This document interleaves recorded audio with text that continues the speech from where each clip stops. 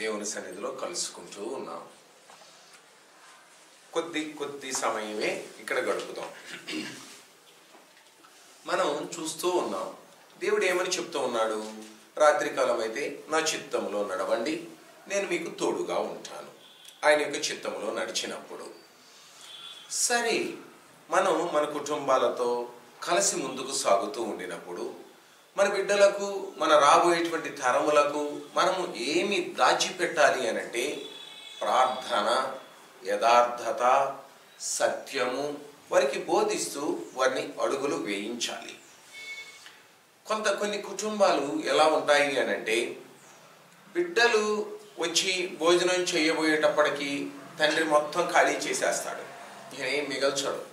కొన్ని కుటుంబాలు నేను చూశానండి. తండ్రులు ఎలా ఉంటారంటే బిడ్డలపైన వాళ్ళకి ఏమీ ప్రేమ ఉండదు. వారు ఎంత ఎంత అయినా సరే తినేసేస్తారు. ఆ యొక్క నాన్ వెజ్ కనుక ఏదైనా వండి పెట్టారనుకోండి, భార్యను కూడా కొడతారు. ఏమండి బిడ్డలు ఉన్నారండి, బిడ్డలు కొద్దిగా ఉంచండి అని అన్నా కూడా వినరు. అయ్యో ఆ యొక్క చట్టులను, ఆ తెప్పాళాలను విసిరేసినటువంటి వ్యక్తులు కూడా నాకు తెలుసు. మొన్న ఈ మధ్య కూడా నేను మా ఒక ఫ్రెండ్తో మాట్లాడుతూ ఉండినప్పుడు ఆయనకి స్వీట్ అంటే బాగా ఇష్టం. ఆయన అంటూ ఉన్నాడు, రవి గారు అది కిలోనా అరకిలోనా నాకు తెలియదండి, స్వీట్ ఎవరైనా ఇచ్చారు అని అంటే అంతా తినడం మొదలు పెట్టేస్తాను. మావిడ అంటది, అయ్యా పిల్లలు ఉన్నారు కదా, 2 అన్నట్టు పెట్టయ్యా, పిల్లలు ఉన్నారుగా 2 మంచాడి, పిల్లలు అమితంగా ప్రేమిస్తాడు. కానీ ఆయనకి ఏమి ఇష్టం, స్వీట్ అంటే ఇష్టం. అయ్యో నా పిల్లలు ఉన్నారే 2 ఎట్టు పెట్టాలి అనేది కూడా నాకు ఉండదండి, నేను తినేస్తాను మొత్తం. మా ఆవిడ బతిలాడుతూ ఉంటే ఆవిడ ఇంకా సీరియస్గా చూసి ఇంకా తప్పక దాన్ని పక్కన పెట్టేస్తానండి. అది కిలోనా అరకిలోనా మనమైతే ఏం చేస్తాం, ఒక స్వీట్ తింటాం, లేదా 2 తింటాం, లేదంటే ఇంకా గట్టిగా తినగలిగితే 3 తింటాం. కానీ ఆయన అయితేనే కిలో కానీ అరకిలో కానీ మిగిల్చేది ఏమీ లేదు. కొన్ని కుటుంబాలు ఎలా ఉంటాయి అనంటే అదే మన వాళ్ళు అంటూ ఉంటారు, జల్లగడిగేయటం, ఇంకా ఏం మిగల్చరు. కొన్ని కుటుంబాలు ఇప్పుడు కొన్ని మనం కొంతమంది వ్యక్తులను చూస్తూ ఉండినప్పుడు ఏమని చెప్తారంటే, ఏమండి వీరు ఎంతో ధనవంతులండి, వీరు చాలా ఆస్తిపరులు, కానీ వీళ్ళ తండ్రి గారు సమస్తాన్ని పాడు చేశాడు, ఏమీ మిగల్చలేదండి బిడ్డలకు. మా కుటుంబం గురించి కూడా మా గ్రామంలో ఇదే సాక్ష్యం, ఏమీ మిగల్చలేదండి వీరికి. కానీ మా తల్లి మాకు ప్రశస్తమైనటువంటి దేవునిని ఇచ్చింది. అయ్యో ఈ లోకంలో మనకు ఆస్తులు అంతస్తులునైతే ఒక దినాన కోల్పోవచ్చేమో, కానీ ఎంతో విలువైనటువంటి దేవుణ్ణి మాకు మా తల్లి అప్పగించింది. ఆయన తట్టు చూడడం, ఆయన్ని ఆనుకోవడం, యథార్థముగా ప్రవర్తించడం, సత్యముగా అడుగులు వేస్తే వచ్చేటువంటి దీవెన ఏమిటో మాకు చిన్నతనము నుండి కూడా ఆవిడ తెలియచెప్పింది. లేదంటే మేము కూడా మా నాన్న మీద తిరగబడేవాళ్ళమేమో, ఏంటి నాన్న ఇట్లా చేసావు, అప్పుడప్పుడు తిరగబడేవాడినేనండి. నేను కూడా ఏం ఊరుకునేవాడిని కాదు. కన్నావు లేవయ్యా, ఏముంది వెనకమాల, ఏదో పెద్ద చెప్తూ ఉంటావు, ఏదన్నా మంచిగా ఉండవయ్యా అంటే చాలు, ఏమి ఇచ్చావయ్యా నువ్వు మాకు, ఏమి ఇచ్చావు, ఏదో పెద్ద చెప్తా ఉంటావు అనేసి ఒక్కోసారి గట్టిగా మాట్లాడేవాడిని. కానీ మా అమ్మ అంటూ ఉండేది, వదిలేసేయండి, వదిలే ఇంకా తప్పు.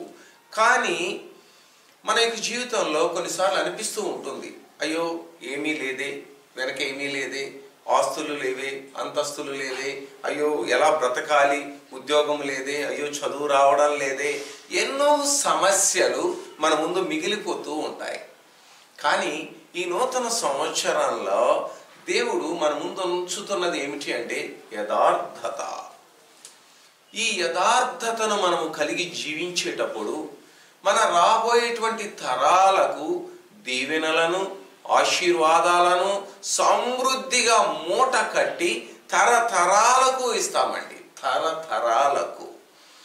కానీ మన యొక్క జీవితంలో దేవునికి నమ్మకముగా జీవించలేకపోతూ ఉన్నాం. ఎందుకని అంటే మన ఆశలు, మన కోర్కెలు, మన తలంపులు ఇవి మనలను అనునిత్యము కూడా లోకము వైపు లాగివేస్తూ ఎక్కడో ఒక చోట తొట్టిల్లేటట్లుగా మన భక్తి జీవితాన్ని పాడు చేసేటట్లుగా ఉంటూ ఉన్నాయి. మనం గనక హిజ్కియాని గనక చూచినట్లయితే ఎంతో యథార్థముగా ప్రవర్తించాడండి. నేను పక్కకి వెళ్ళదలుచుకోలేదు ఈరోజు, ఎందుకంటే 1వ తారీఖు దేవుడు మనకు ఎంతో ప్రశస్తమైన దినాన్ని ఇచ్చాడు, చాలా నూతన సంవత్సరాన్ని ఇచ్చాడు. 2020 సంవత్సరంలో అసలే దుఃఖముతో ముందుకు కొనసాగాం. ఈ సంవత్సరం అయినా సరే మంచిగా ఆయన ఇచ్చేటువంటి ఆశీర్వాదాలను వడసి పట్టుకుంటూ ముందుకు కొనసాగాలి అని ఈ యొక్క వర్తమానాన్ని తీసుకున్నాను. దేవుణ్ణి అడిగాను, ప్రభా ఏది ముందుకు వెళ్ళాలి, ఏ విధముగా అంటే ఆయన చెప్పింది ఏమిటంటే యథార్థత. ఇది జీవితాలకు ఎవరికి ప్రాముఖ్యమైనది అంటే చిన్నతనము నుండి పెద్దల వరకు ప్రతి ఒక్కరికి కూడా ఇది చాలా ప్రాముఖ్యమైనది. హిజ్కియా తన జీవిత కాలం అంతా కూడానండి బైబిల్లో చూస్తే చాలా గొప్ప రాజు అండి. ఆయన ఎంతో సత్యముగా జీవించాడు, దేవునితో కలిసి నడిచాడు, దేవుడు ఏది చెప్తే అది చేస్తూ తన యొక్క జీవితాన్ని ముందుకు కొనసాగించాడు. ఎలాంటి ప్రార్థన చేస్తాడండి హిజ్కియా? ఎంత గొప్ప ప్రార్థన అండి. చూడండి 3వ వచనము నుండి, అతను తన ముఖము 2వ రాజుల గ్రంథము 20వ అధ్యాయము 2వ వచనము, అతడు తన ముఖము గోడ తట్టు త్రిప్పుకొని, యెహోవా యథార్థ హృదయుడనై సత్యముతో నీ సన్నిధిని నేనెట్లు నడుచుకొంటినో, నీ దృష్టికి అనుకూలముగా సమస్తమును నేనెట్లు జరిగించితినో కృపతో జ్ఞాపకము చేసుకొనమని. ఏమండి, మనలో ఒక్కరమైన ఈ ప్రార్థనను చేయగలమా? దేవునితో ఎంత ముఖాముఖిగా మాట్లాడుతూ ఉన్నాడు. దేవునితో తన ముఖాన్ని తీసుకున్నాడు, గోడ వైపు త్రిప్పేసుకున్నాడు, కన్నీరు గారుస్తున్నాడు. అయ్యో నా బ్రతుకు అయిపోతుంది, నా జీవితం అయిపోతుంది, నాకు ఈ బలహీనత వచ్చింది, అయ్యో నేను ఇంత మంచిగా జీవిస్తూ ఉంటే నాకు ఈ అనారోగ్యత ఎందుకు రావాలి, నాకు ఈ బలహీనత ఎందుకు రావాలి అని నేను ఎవరి దగ్గర తేల్చుకోను. నేను దేవుని దగ్గరకే వెళ్ళిపోతాను, నేను ఆయన దగ్గరే తేల్చుకుంటాను అని దేవుని దగ్గరకే వెళ్ళాడు. వెళ్ళి ఏమంటూ ఉన్నాడంటే దేవునితో, ఎంత యథార్థముగా ప్రవర్తించానయ్యా నేను నీ సన్నిధిలో, ఎంత సత్యముతో నేను నీ సన్నిధిలో నడుచుకున్నానయ్యా. ఏం ప్రభువా, ఇవేమి నీకు జ్ఞాపకం లేవా? మనం కనుక వెళ్ళామనుకోండి, మనం ఏమని ప్రార్థన చేయాలి? మనం ఏమని చేయాలి? ప్రభువా ఉన్నాయ్యా, బారుకి లిస్టులు ఉన్నాయ్యా, ఏ లిస్టులో చూసినా కూడా యథార్థత కనపడటం లేదయ్యా, ప్రతి లిస్టుని చించేయండి అయ్యా. ఎందుకని? మన జీవితం అది నడవలేకపోతూ ఉన్నాం, సత్యముగా అడుగులు వేయలేకపోతూ ఉన్నాం. ప్రార్థించడం, దేవుని సన్నిధిలో కనిపెట్టడం చాలా ప్రాముఖ్యమైన విషయాలండి. హిజ్కియా తనకు ఎప్పుడైతే బలహీనత వచ్చిందో ఆయన సన్నిధిలోనికే వెళ్ళాడు. మనమైతే ఏం చేస్తాం? మొదటిగా డాక్టర్ల దగ్గరకు పరిగెడతాం, మంచిది. కానీ ఆయన ఇచ్చిన మెడిసిన్ మీద నమ్మకం ఉంటుందా అంటే అది ఉండదు. డాక్టర్ గారు ఏం పర్లేదు లేవయ్యా, ఒక బెల్ట్ వేసుకో అంటే ఈయన మంచి డాక్టర్ కాదండి. ఈయన ఏదో ఒక బెల్ట్ ఇస్తాడు, ఏందో రోగం పెద్దగా చెప్పాడు.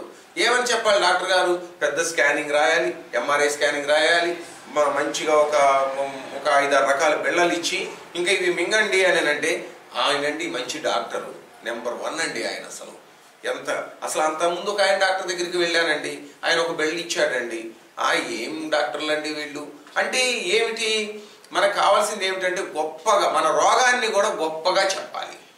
అరే ఈ బెల్ట్ వేసుకుంటే తగ్గిపోతుందయ్యా అంటే నమ్మరు, మనకు విశ్వాసము ఉండదు. అంటే ఎందుకని అని అంటే మన యొక్క ఆలోచన విధానము అంతా కూడా ఎలా ఉన్నది అని అంటే ఎవరిని నమ్మలేని స్థితిలోనికి వెళ్ళిపోతూ ఉన్నాం. ఈ దినాన ప్రతి వ్యక్తి కూడా ఎలా ఉంచి ఉన్నాడంటే ఎదుటి వ్యక్తిని నమ్మలేకపోతూ ఉన్నారు. ఎందుకంటే యథార్థత లోపించింది హృదయాలలో. ఇక్కడైతే హిజ్కియా దేవునితోనే మాట్లాడుతూ ఉన్నాడు. ఎంత యథార్థవంతుడుగా ఉన్నానయ్యా నేను. నాకు తెలిసి నేను ఒక 2 వ్యక్తుల మధ్య ఉన్నప్పుడు ఆయన కూడా చర్చిలో వ్యక్తి. ఆయన ఏమన్నాడంటే, బ్రదర్ మీరు చెప్పండి నేను ఎలా ఉంటాను అని అంటే, నేను ఆయన చర్చిలో నాకు తెలుసు చాలా మంచిగా ఉంటాడు. నేను నాకు తెలిసిన ఇంకో ఆయనతో ఏం చెప్పాను, చాలా మంచివారండి, అన్ని పరిచర్యలో ఉంటారు, చాలా మంచిగా ఉంటాడు అని చెప్పాను. సరే ఇద్దరి దగ్గర డబ్బులు ఏదో బిజినెస్ వచ్చేసేటప్పటికి ఈయన ఆయన చర్చికి రాడు, ఆయన ఒక హిందువు. ఆయన ఏం చేశాడంటే ఈ క్రైస్తవులు ఆయనతో బిజినెస్ పొత్తు కుదుర్చుకోవడానికి నన్ను అడిగారు. అడిగినప్పుడు ఈయన నాకు తెలుసు కాబట్టి, నాకు చర్చిలో తెలుసు కాబట్టి, చాలా మంచిగా ఉంటాడు కాబట్టి మంచాడని చెప్పాను. సరే, వాళ్ళిద్దరు బిజినెస్ డీల్ కుదిరేటప్పుడు కూడా నన్ను పిలిచారు.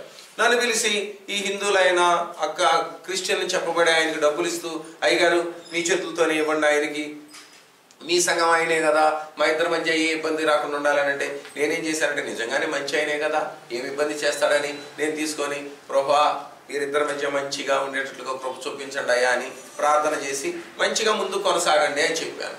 అంతే, సంవత్సరంలోనే ఈ దేవుని నమ్ముకున్నటువంటి దేవుని నమ్ముకున్నాను అని చెప్తూ ఉన్నటువంటి ఆయన ఈయన్ని మోసం చేసేసాడు, భయంకరంగా మోసం చేశాడు. ఆయన నా దగ్గరకు వచ్చాడు, అయ్యా ఏం చెయ్యాలి, మీరు చెప్పారు కదా మంచాడని. బాబు చర్చిలో మంచిగానే ఉంటాడయ్యా, నాకు ఆ ఇంటి దగ్గర బయట పరిస్థితులు తెలియవు కదా, చర్చిలో ఎలా ఉంటాడో నాకు తెలుసు, అయ్యో దాన్ని బట్టి నేను చెప్పాను అని అంటే మరి ఇప్పుడు ఏం చేద్దాం. ఏమండి, ఆ ధనంలో చాలా నష్టపోయాడు ఆయన, కొంతవరకైనా ఇది తెచ్చుకోగలిగాడు. కానీ నేను ఈ దేవుణ్ణి నమ్ముకున్న ఆయనకి నేను చెప్పలేకపోయాను మీరు సత్యముగా ఉండండి అని. ఎందుకనంటే ఆయన బుద్ధి తెలిసిపోయింది కాబట్టి. ఈయనతో చెప్పాను, మీరు బాధపడొద్దండి, దేవుడు కృప చూపిస్తాడు, మీరు నోరు కట్టేసుకోండి. లేదు, ఆయన కూడా నాకు చాలా మంచి ఫ్రెండ్ అండి, ఈ హిందువులు ఆయన కూడా. ఆయనతో ఒకటే చెప్పాను, ఏమీ మాటలు ఆడవద్దు. దేవుడు దీవించాడు, బిడ్డలిద్దరికీ కూడా మంచిగా సాఫ్ట్వేర్ జాబ్స్ ఇచ్చాడు. ఆయన అంటూ ఉంటాడు, రవి గారు మీరు కనుక అదే నాన్న కనుక నోరు మూసుకోమనకపోతే వెళ్ళి కొట్టేసేవాడినండి. యథార్థత ఎక్కడా కనిపించడం లేదండి. దేవుడు అని చెప్తూ ఉన్నారు, మోసాలు చేస్తూ ఉన్నారు. ఎంతటి అన్యాయమైన పరిస్థితి. ఇక్కడైతే హిజ్కియా ఏమంటూ ఉన్నాడంటే, నేను యథార్థంగా జీవించాను కదయ్యా, నా జీవితం ఏమిటో నీకు తెలుసు కదా, నన్ను ఒక్కసారి జ్ఞాపకం చేసుకో, నా జీవితాన్ని ఒక్కసారి తరచి చూడయ్యా అని చెప్పగానే ప్రభు వారి దగ్గర నుండి ఒక సమాధానం వచ్చింది ఆయనకు. పర్లేదు, ఆయన యొక్క జీవితాన్ని ఇంకో 15 సంవత్సరాలు పొడిగిస్తున్నాను, సరి చేసుకోమను, మంచిగా జీవించమను, దేవునితో కలిసి నడవమను అని చెప్పాడు. చెప్తే ఈయన ఏం చేశాడంటే, దేవుడు తను సమృద్ధిగా దీవిస్తూ ఉండినప్పుడు అన్యులు వచ్చారు ఆయన దగ్గరకు, పొరుగు దేశం వారు వచ్చినప్పుడు తన గొప్పతనాన్ని చూపిద్దామని, అంటే హృదయంలో ఏమొచ్చింది, గర్వం వచ్చింది. గర్వం వచ్చేటప్పటికి నేను నా అంతస్తు చూపిద్దామని ఆ యొక్క రాజ్యంలోనికి వాళ్ళందరినీ కూడా అనుమతించాడు. తన యొక్క ధనాగారంలోనికి, తన యొక్క అంతఃపురంలోనికి, అన్నిటిలోనికి వాళ్ళని పంపించి వేసి తన కలిగిందంతా కూడా వారికి చూపించడం మొదలు పెట్టాడు. మనం కూడా ఏం చేస్తూ ఉంటామంటే, దేవుడు మనకి ఇచ్చినటువంటి ఆశీర్వాదాలను దేవుడు ఏం చెప్తున్నాడంటే, మీరు గట్టిగా పట్టుకోనండి, మీరు గట్టిగా దేవుడు చేసిన అద్భుతమైన కార్యాలను మీరు ప్రచురము చేయండి అని చెప్తూ ఉన్నాడు. కానీ మన యొక్క జీవితాన్ని తీసుకొని వెళ్ళి సాతాను ముందు పరచమంటలేదు. ఇదిగో ఆయనతో మన పంతం వేయమంటలేదు. చూడు నన్ను దేవుడు ఎంత, వాడి దగ్గరకు వెళ్ళి చూడు నా జీవితంలో ఏమేమి ఉన్నాయో, ఇగో ఇవన్నీ కూడా నేను సంపాదించాను అని కనుక మనం చెప్పడం వాడితో మొదలు పెట్టాము అని అంటే, వాడు ఏం చేస్తాడు అనంటే, మన హృదయంలో వాడు చోటు తీసుకుంటాడు, మన యొక్క యథార్థతను వాడు దొంగిలించి వేస్తాడు. ఇంకా అక్కడ నుండి మన యొక్క హృదయ స్థితి మారిపోవడం మొదలు పెడుతుంది. చాలా వ్యత్యాసమైనటువంటి జీవితంలోనికి మనము వెళ్ళిపోతాము. ఎప్పుడైతే ప్రభువారు తను దీవించాడో, ఎప్పుడైతే హిజ్కియా వచ్చినటువంటి పొరుగు దేశము వేగులకు తనకు కలిగిన సమస్తాన్ని చూపించి వేశాడో, అప్పుడు దేవుడు మాట్లాడుతూ ఉన్నాడు. 16వ వచనము 20వ అధ్యాయము 16వ వచనం, అంతటా యెషయా హిజ్కియాతో ఇట్లా నేను యెహోవా సెలవిచ్చు మాట వినుము, వచ్చు దినములలో ఏమీయు మిగలకుండా నీ నగరనందున్న సమస్తమును నేటి వరకు నీ పితరులు సమకూర్చి దాచిపెట్టిన దంతయును బబులోను పట్టణములకు ఎత్తికొని పోబడునని యెహోవా సెలవిచ్చుచున్నాడు. ఏమని చెప్తూ ఉన్నాడండి? మనం ఏమంటాం? నా హోదా చూడండి, నా అధికారాన్ని చూడండి, నాకు కలిగిన నా ఆస్తులను చూడండి, నా అంతస్తులను చూడండి అని గనక మనల్ని మనం హెచ్చు చేసుకుంటూ గనక మనం అతిశయించినట్లయితే, దేవుడు ఒక దినాన మనతో కూడా ఈ మాటే చెప్పబోతూ ఉన్నాడు. ఇద్దరు స్టూడెంట్స్ మా దగ్గర ఉండేవారు. ఒకడేమో కుయుక్తితో ఉండేవాడు, ఒకడేమో ఓపెన్గా ఉండేవాడు. వీడేం చేసేవాడంటే, ఈ కుయుక్తితో ఉండేవాడు వాడికి పెద్దగా చదువు రాదు, పాపం ఓపెన్గా ఉండేవాడికి మంచిగా చదవచ్చు, యథార్థంగా ఉండేవాడికి. వాడి పక్కన వీడు చేరేవాడు. వీడు చేరి వాడేమో ఈ కుయుక్తితో ఉండేవాడేమో రాత్రిపూట ఇంటి దగ్గర మంచిగా చదువుకునేవాడు. క్లాస్ రూమ్లోకి వచ్చి లేదా ట్యూషన్లోకి వచ్చేటప్పటికేమో వీడితో కూర్చొని మాటలు చెప్పడం లేదా సినిమాల గురించి చెప్పడం, 24 గంటలు వాడి చదువుని డిస్టర్బ్ చేసేసేవాడు. హాఫ్-ఇయర్లీ ఎగ్జామ్స్ వచ్చినప్పుడు మార్క్స్ చూస్తే వాడేమో వెనక్కి వెళ్ళిపోయాడు, బాగా చదివేవాడు, వీడేమో ముందుకు వచ్చేసాడు. ఇదేంటి అసలు ఇంత ఇలా జరిగిపోయింది అనేసి మాకు ఆలోచనలో పడిపోయాం, నేను తమ్ముడు. ఎందుకు ఇలా జరుగుతుంది, వీడు ఎంత బాగా చదువుతాడు కదా, ఎందుకు వెనక్కి వెళ్ళాడు అని అంటే మేము గమనించింది ఏమిటి అని అంటే, ట్యూషన్లో కూర్చున్నప్పుడు బ్యాక్ సైడ్ వీడు 24 గంటలు వాడితో మాట్లాడుతూనే ఉంటాడు. నైట్ టైం ఏమో వాడేమో ఇంటికి వెళ్ళి నిద్రపోతాడు, వీడేమో నైట్ టైం ఏమో కూర్చొని చదువుతాడు. చూడండి, యథార్థత చిన్నతనము నుండే కోల్పోవడం, మోసం, హృదయములలో దగ, వంచన చేయడం, అదేదో పెద్దవాళ్ళే చేస్తారని ఏమీ ఉండదండి. అది చిన్న వయసు నుండే మోసం చేయడం హృదయాలలో ఉంటుంది. సరే, మేము వాడిని పిలిచి మీ ఇద్దరు దగ్గర కూర్చోవద్దు, నువ్వు వచ్చి ముందు కూర్చో, అతను వెనకమాల ఉండని, నువ్వు ఇతనితో మాట్లాడొద్దని కూడా చెప్పేస్తే వాడు ఎంత ట్రై చేసేవాడో వీడిని డిస్టర్బ్ చేయాలని. కానీ లాస్ట్ ఎగ్జామ్స్కి వచ్చేటప్పటికి వీడిని దేవుడు వాడికి అందని స్థితిలోనికి తీసుకుని వెళ్ళిపోయాడు. యథార్థత ఎప్పుడూ కూడా విజయాన్ని సాధిస్తుంది. నీవు యథార్థమైన హృదయముతో ఉంటే నీవు కొంత నష్టపోతావేమో, కానీ నీవు కోల్పోయేదేమీ ఉండదు. అందుకని యోబు గారు చెప్తాడు, చూడండి, యోబు గ్రంథము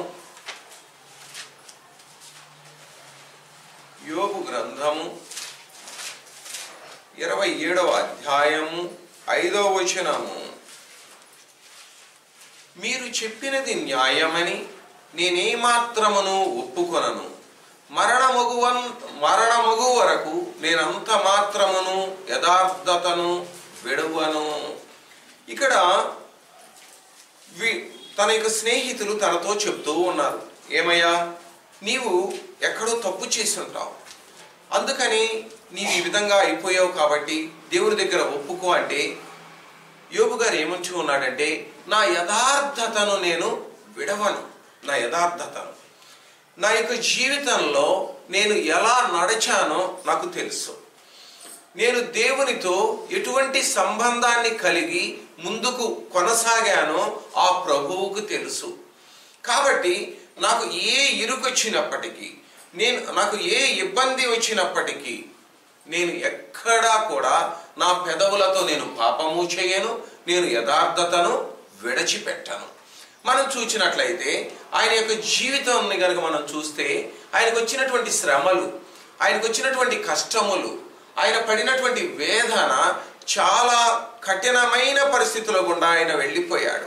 ఆయన అంటాడు, అయ్యో నా బ్రతుకు నాకు విసుగు పుట్టిపోయిందయ్యా, ఈ జీవితం జీవించడమే నాకు వ్యర్థం అనిపిస్తూ ఉన్నది అని ఆయన చెప్పడమే కాదు, ఆయన భార్య ఏముంటుందండి, ఎందుకయ్యా నీ దేవుణ్ణి దూషించి చనిపోయింకా, అనవసరం కదా, ఈ జీవితం కూడా అవసరమేనా, ఈ యథార్థత అవసరమా, ఇన్ని శ్రమలు, ఈ విధంగా ఒళ్ళంతా కూడా పుండ్లతోను, అయ్యో నీ యొక్క స్వరూపమే మారిపోయి నీ దగ్గర దుర్గంధం వస్తూ ఉంటే ఇంకా ఆయనే దేవుడని ఆయన ఆరాధిస్తావెందుకయ్యా, దూషించు, మరణమైపో.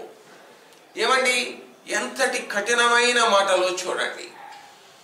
తన యొక్క బంధువులు, తన యొక్క ఇరుగు పొరుగు వారు, తన యొక్క చుట్టుపక్కల వారు అందరూ కూడా ఆయన్ని విడిచిపెట్టి వేశారు.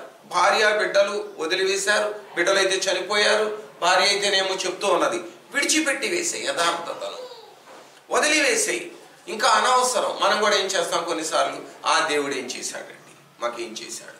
మా జీవితాల్లో మేము ఎన్నో దినాల నుండి ప్రార్థన చేస్తూ ఉన్నాం. మా జీవితాల్లో ఏదండి దీవెనలేయి, ఆశీర్వాదాలేయి. చూడండి, వాళ్ళు ఏమో అబద్ధాలు ఆడుతూ ఉన్నారు, వాళ్ళు సత్యంగా కూడా ఉండరు. మేము అన్ని విషయాలలోనూ దేవుని సన్నిధిలో సత్యముగానే ఉంటాము, మాకెందుకండి ఈ విపత్తులు. యోబలా అనుకుంటే, యోబా విధంగా జీవించినట్లయితే, యోబైతే తను కూడా అనుకున్నాడు, ఏమనుకున్నాడు, అయ్యో నా బ్రతుకు నాకు విసుగు పుట్టింది, ఈ జీవితం జీవించడం కూడా నాకు చాలా రోత అనిపిస్తూ ఉన్నది, ఇది నేను జీవించలేను. మనం గనక యోబు గ్రంథం 10:1 ఉంటుందన్నమాట. ఆయన అంటాడు, నా బ్రతుకునందు నాకు విసుగు పుట్టినది, నేను అడ్డు లేకుండా అంగలార్చెదను. నాకు ఇంకా అడ్డు అనేది కూడా లేదు. నా దుఃఖము, నా వేదన, నా పరిస్థితి నేను చూసుకుంటూ ఉండినప్పుడు నాకు ఈ యొక్క కన్నీటికైతే అంతమే లేదయ్యా. అంత భయానకమైనటువంటి పరిస్థితుల గుండా నేను వెళుతూ ఉన్నానయ్యా అంటూ ఏడుస్తూ ఉన్నాడు. ఏమండి, మన యొక్క జీవితాలలో మనం ఎలా ఉంటూ ఉన్నాం? దేవునికి నమ్మకముగా జీవించగలుగుతూ ఉన్నామా? ఏమండి, ఇక్కడైతే హిజ్కియానేమో దేవుని సన్నిధిలో ప్రార్థన చేశాడు.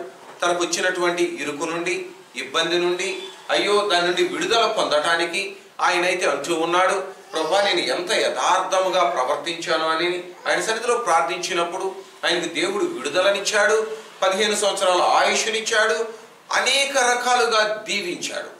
దీవించినప్పుడేమో ఆ సాతానుకు ఆయన చోటిచ్చాడు, సాతానును తన గృహములోనికి ఆహ్వానించాడు.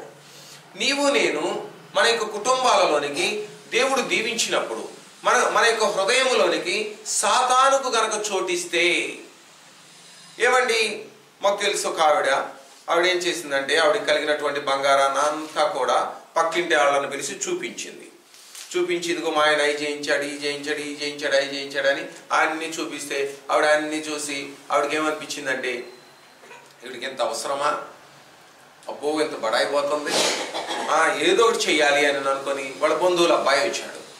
బంధువుల అబ్బాయి వచ్చిన రోజున వాడితో చెప్పింది, ఒరే ఒంటరిగా ఉంటుంది ఈ టైంలో, చాలా ఆస్తి ఉందరా, నీవు ఏదో ఒకటి చేసి అది అంతా కూడా దొంగిలించరా అని చెప్పింది. చెప్పేటప్పుడు వాడేం చేశాడు, ఒక దినాన మొత్తం ప్లాన్ చేసుకున్నాడు, వాడి ఫ్రెండ్స్ని తీసుకొని వచ్చాడు, అంతే ఆ ఇంట్లో జొరబడ్డాడు, ఆమెను కూడా చంపివేశాడు, బంగారాన్ని అంతా దోచుకుపోయాడు. ఏమండి, ఏం చేస్తూ ఉన్నాం? ఎవరి ముందు మనకు కలిగినటువంటి సమస్తాన్ని ఎవరి ముందు పెడుతూ ఉన్నాం? నీకు దేవుడిచ్చాడు సరే, నీవు ఏం చేయాలి? యథార్థత కలిగి, ప్రభువా మీరు నాకు ఇచ్చారయ్యా. మనకి దేవుడు దీవించినప్పుడు కొంత ఈ లోకంలో కూడా మనల్ని దీవిస్తూనే ఉంటాడు. ఆస్తులను ఇస్తాడు, అంతస్తులను ఇస్తాడు, హోదానిస్తాడు, జ్ఞానాన్నిస్తాడు, ఘనతనిస్తాడు. కానీ మనం ఏమి చేయాలంటే ఒదిగి ఉండాలి. ప్రభువా నా జీవితం ఎల్లవేళలా ఒదిగి ఉండునట్లుగా మీరు కృపను చూపించండి అని ఆయన సన్నిధిలో ఒదిగి అడుగులను వేయాలి. కానీ హిజ్కియా ఆ దీనత్వాన్ని కోల్పోయాడు. వచ్చినటువంటి హోదాను, వచ్చినటువంటి ఆయుష్ను బట్టి, సమస్తాన్ని బట్టి ఆయన దేవునికి దూరముగా జరిగిపోయి అప్పుడు అంటూ ఉన్నాడు, అయ్యా ఎప్పుడైతే యెషయా చెప్తూ ఉన్నాడో, ఇదిగో దేవుడు నీతో ఈ విషయాన్ని చెప్పమంటున్నాడు, అయ్యా మీ దేశంలో ఉన్న సమస్తాన్ని కూడా దోచేస్తాడు బబులోను రాజు అని చెప్పి మొత్తం సమస్తము కూడా కొల్లగొట్టబడుతుంది అని చెప్పగానే ఏమంటూ ఉన్నాడండి, 18-19 వచనము, అందుకు 2వ రాజుల గ్రంథము 20:19, అందుకు హిజ్కియా నీవు తెలియజేసిన యెహోవా ఆజ్ఞ చొప్పున జరుగుట మేలే, నా దినములలో సమాధానము సత్యము కలిగిన ఎడల మేలే కదా అని యెషయాతో అనెను. ఏమండి, మీరు తల్లిదండ్రులుగా నేను మిమ్మల్ని ఒక్కటే క్వశ్చన్ ఇస్తూ ఉన్నాను. ఈ క్వశ్చన్ గనక మనకు ఎదురైతే మనం ఏం చెయ్యగలం? మనం ఏ విధంగా దేవుని సన్నిధిలోనికి వెళ్ళాలి? ఏమంటూ ఉన్నాడు? యెషయా వచ్చి చెప్పాడు, అయ్యా నీ దినాల వరకే ఈ ఆస్తి ఉంటుంది, నీ తర్వాత మొత్తం కూడా సాతాను దోచుకొని పోతాడు, నీ బిడ్డలను కూడా నపుంసకులుగా చేసేస్తారు, బబులోను రాజు సాతాను వాడు పట్టుకొని తీసుకొని వెళ్ళిపోతాడు, వారు నపుంసకులుగా మార్చబడతారు అని అనగానే హిజ్కియా ఏం చేయాలండి? దేవుని పాదముల చెంత చేరి మరలా రోధించాల్సిన వ్యక్తి ఏమంటూ ఉన్నాడు, నా దినాలలో సౌఖ్యంగానే ఉంటాను కదా, నేను ఆనందంగానే ఉంటాను కదా. ఏ తల్లిదండ్రులైనా ఈ విధంగా అంటే, ఈ రోజుల్లో బిడ్డలు ఊరుకుంటారా? ఆ రోజుల్లో వాళ్ళ పిల్లలు ఊరుకున్నారేమో. ఈ రోజుల్లో బిడ్డలైతే ఒప్పుకోరు. ఎందుకని అంటే మనము ఎలాంటి పరిస్థితులలో మనం ఉంటూ ఉన్నామంటే, ఈ దినాన బిడ్డలు కూడా ఎవరైనా సరే తల్లిదండ్రులు తప్పు చేస్తుంటే ఇది తప్పు అని చెప్తూ ఉన్నారు. పాపం హిజ్కియా యొక్క బిడ్డలు చెప్పలేదేమో. హిజ్కియా అయితే అంటూ ఉన్నాడు, నా దినాలలో నేను సంతోషంగా ఉన్నాను కదా, నా దినాలలో నేను ఆనందంగా ఉంటాను కదా, నా బిడ్డలు ఏమైపోయినా నాకు పర్వాలేదు. ఏమండి, ఈ దినాలలో కొన్ని కుటుంబాలలో ఉన్నారండి, బిడ్డలను పట్టించుకోరు, వారు ఏం చేస్తున్నారో కూడా గమనించారు. వీరిలోనూ యథార్థత ఉండదు, బిడ్డలలోనూ యథార్థత ఉండదు. అంతా ఆ కుటుంబాలలో ఒకరినొకరు మోసము చేసుకుంటూ ముందుకు కొనసాగుతూ ఉంటారు. బిడ్డలను సాతానుకు అప్పగించి వేస్తారు. వారు కూడా సాతాను యొక్క చేతుల్లో బందీలైపోతారు. హిజ్కియా తన యొక్క జీవితంలో అంటూ ఉన్నాడు, అప్పటిదాకా సత్యముగా జీవించాడండి. ఎంతో ఉన్నతమైన మెట్టులో జీవించాడు. దేవునిని అడగగలిగిన స్థితిలో, ఏమయ్యా ప్రభువా, నేను ఎంత యథార్థంగా జీవించానయ్యా, నన్ను ఎందుకు ఈ విధంగా చేశావు అనగానే, అవును కదా పాపం హిజ్కియా ఎంత సత్యంగా జీవించాడు కదా అని దేవుడు దీవించాడు. తర్వాత హృదయములో గర్వం వచ్చినప్పుడు, హృదయములో అతిశయం వచ్చినప్పుడు, నేను అనే భావం వచ్చినప్పుడు ఇంకా మన గురించే ఆలోచించుకుంటాం. నాకు తెలిసిన ఒక తండ్రి ఉండేవాడు. ఆయన రకరకాల బట్టలు కాస్ట్లీ వేసేవాడండి. భార్య అయితే ఆ ఇంట్లో తెచ్చుకున్న చీరలు కట్టేది. భయంకరుడు. పిల్లలకు బట్టలు కొనిపెట్టేవాడు కాదు, భార్యకి ఇచ్చేవాడు కాదు. అస్సలు ఎప్పుడూ కూడా అదే అంటారు కదా పూలరంగడని, పూలరంగడిలాగా తిరిగేవాడు ఊరి మీద పడి. దొంగలు వీరు భయంకరులు.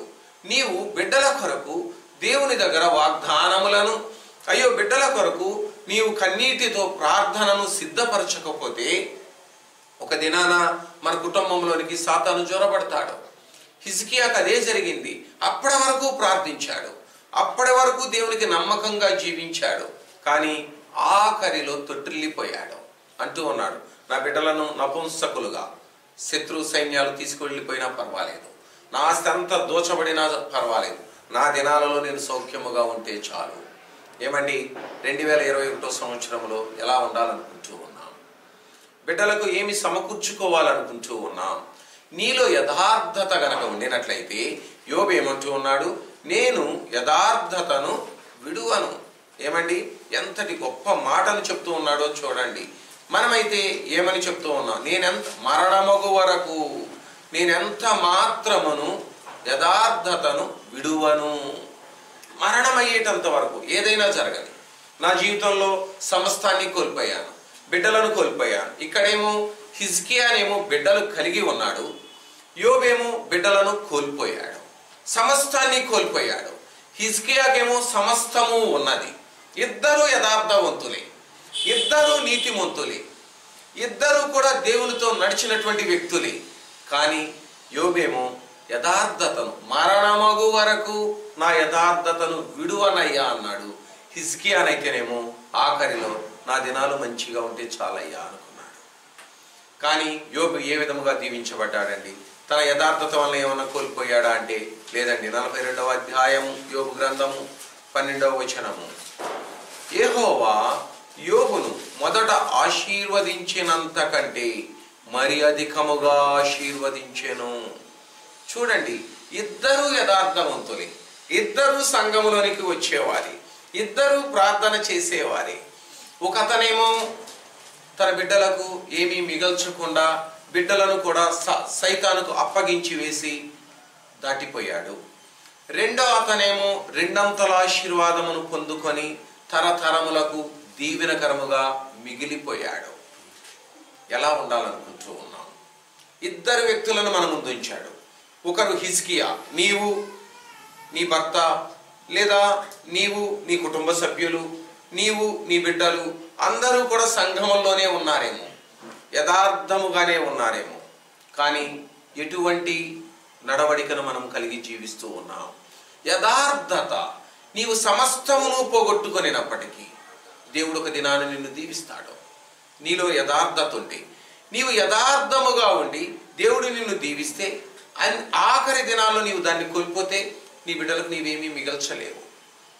అనునిత్యము మనము యథార్థత కలిగి ఉండవలసిందే. ఎప్పుడైతే యోబు దీవించబడ్డాడో, ఇప్పుడు లోకంలో జరిగేటువంటి సంగతేనండి ఇదంతా కూడా. 11వ వచనం కనుక చూసినట్లయితే యోబు గ్రంథము 42:11, అప్పుడు అతని సహోదరులందరూ, అతని అక్క చెల్లెండ్రందరూ, అంతకుముందు అతనికి పరిచయులైన వారు వచ్చి అతనితో కూడా అతని ఇంట అన్నపానములు పుచ్చుకొని యెహోవా అతని మీదకి రప్పించిన సమస్త బాధను గూర్చి ఎంత లేసి దుఃఖములు పొందితివని అతని కొరకు దుఃఖించుచు అతనిని ఓదార్చిరి.